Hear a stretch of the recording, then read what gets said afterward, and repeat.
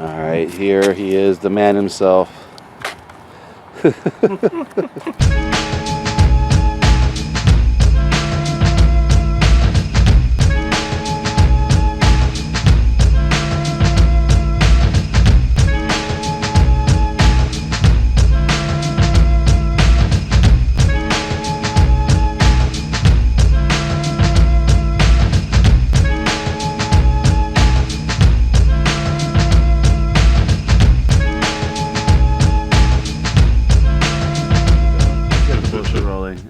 Hello, hi, how you doing? This is Jose. We've already met, and this is Nick Stokes, playwright of DUELS. Hi.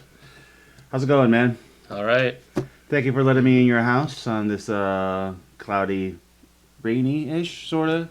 Little mix of Saturday afternoon. Awesome to have you. Yeah, thanks. Down in Tacoma. Yeah, I actually don't spend a lot of time in Tacoma. I do. Yeah, well, you live here. You would. So how long have we been at this for? Like, I want to say like 6 years now. When was that? Was that reading in 2010 or 11? I don't know. Yeah, I was looking it up, and I think I first wrote the script in rough in 2007, and actually like the typed it up in 2008. Okay. I was wondering how long you've been working on this thing. So what happened in 2008? You had like the first draft, or? That's when I had the first draft. Okay. How long was it between your first draft and the first workshop of it, or the first working of it?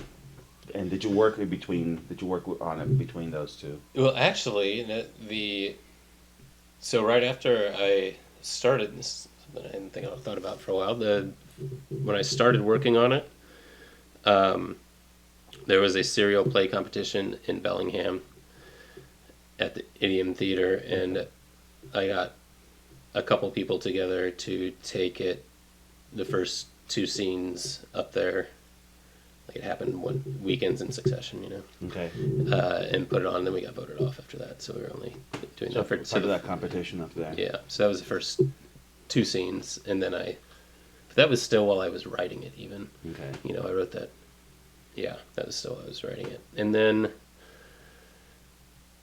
I guess the reading at Open Circle. Was that the Lenore directed one? Lenore directed, and it was not very long before Open Circle closed for good. So I'm not sure when that would have been. 2010? Ish. Yeah, and that was Joanna Horowitz and Jason Harbour and Aaron Kraft and Patrick Scott. So that was 2010, and then from there, the reading with Northwest Play Arts Alliance that you were in, that Aaron directed. Right. Which was probably 2011 then. Gotcha. The year after. And then we've been working on it. And then we had various workshops, workshop-ish things, and reharsing it for on the boards. Okay, so do you recall what the inspiration of the play was? I started out as just that first 10-minute scene, and I didn't have an idea for a full length then, but it was just dealing with some notion of duality, of things being dual in nature, and the title came out of that, Duels, as kind of a play on words, and that was a certain constraint that the play fell into. Then after that was the title is Duels, so it's also not about dueling, but the duels happen in it. Right. And then it's about dual nature of reality, or dual nature of people, or also this situation where these two men are kind of duals of each other, and dual different aspects of the same person in a Right. way too. So kind of thinking about duality from these different angles and how it can exist or exist in a person or a character. What about it? I mean, what about it intrigued you? Well, I don't remember exactly why that was on my radar. It intrigued me because it was paradoxical and without a final answer, but a lens through which to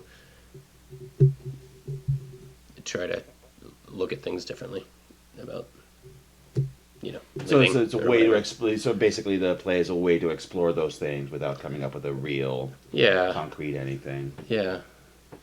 In another, I don't know, that's kind of what I think is that there's all these different ways to view it and to think about life or whatever, and that this is one way to do it, and to twist reality this way, to look at it this way. So that certainly explains Juan and John, and those two characters and all of the things that they go through. But throwing Irene into the mix, is there anything that you were exploring with her, or is it just like somebody was caught up in the midst of all that stuff?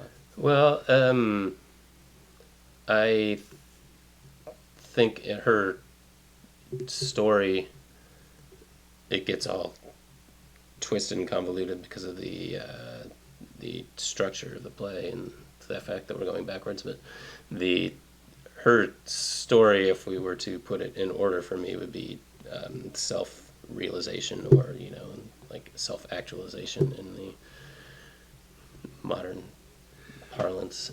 Okay. Does she become more self-actualized as the play continues, or is she actualized at the beginning of the play and becomes less so as it travels back? Yes, I think the goal for her to be the over level is her as an audience member, her being more independent at the beginning and more dependent at the end, Okay. which is the reverse chronology. Yeah. And then I hope there are questions about what has independence cost her, and is she better off now or not? Yeah. At the beginning of the play, or and all that. At least those are questions I have. So Sure. and I think there are ways. Yeah. Yeah. How much do you like being concrete with your plays and talking about them in concrete terms? Not very. I thought about quoting Harold Pinter. I can't quote him though, but he goes off on. He's gone off on people for asking him to explain his plays. Gotcha. But for me, it's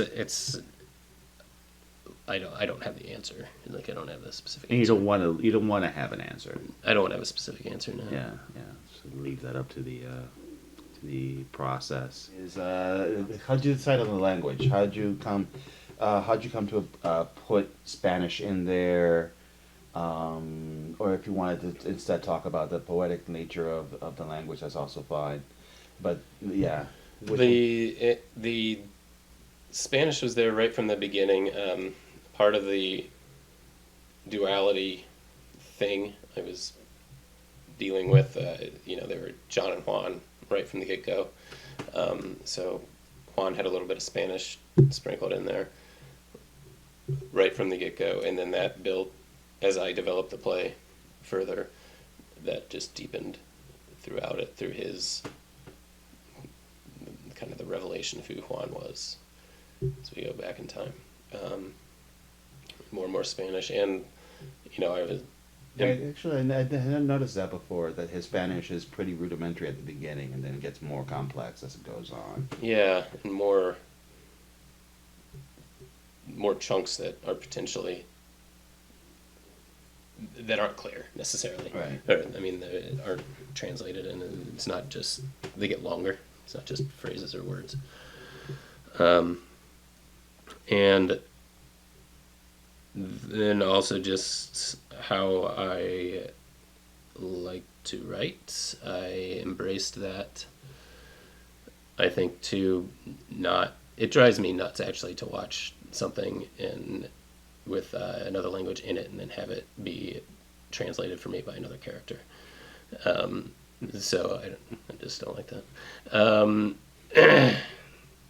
Having It's pretty pandering. having been that bridge, Yeah, in a play, yeah. it's pretty pandering, and it's not a character. Anyways, but I embrace this idea of saying stuff on stage that not necessarily everybody in the audience will understand, but that still perhaps the meaning of which will be conveyed due to the situation or by the actor, or by emotion or whatever. It's a grounding device, I guess, in the real world, but it's in terms of issues and topicality and stuff. But it was also of formal interest to me to be using a language that might not everybody's gonna understand. Right.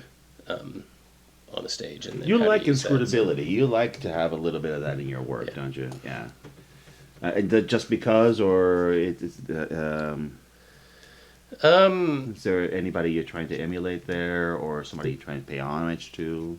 There's not necessarily anybody specific. I think the stuff that I like the most is, for me, hard to pin down exactly. And I mean the work. I try to figure out the work, and it can be seen from different angles. It doesn't have an easy explanation, and there's some inscrutability or ambiguity about it. And We talked a bit about the Spanish, and how that came into play. Could you say anything about the rest of the language?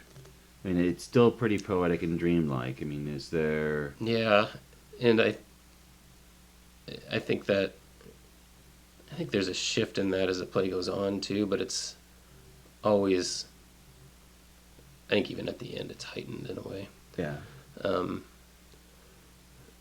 But it's